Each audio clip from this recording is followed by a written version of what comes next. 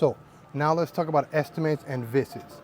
Why do we like to be physically in the property? For many reasons, but one, we got the tools to get the exact square footage of the house. That's pretty important when you're dealing with removing and adding new product.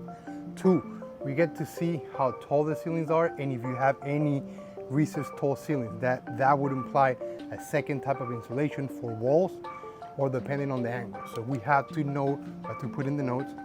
Three, if you have soffit vents at all, if they're not blocked, that's pretty important because that brings the cold air from the outside into the attic and out to the ridge, which leads me to four, ridge vent.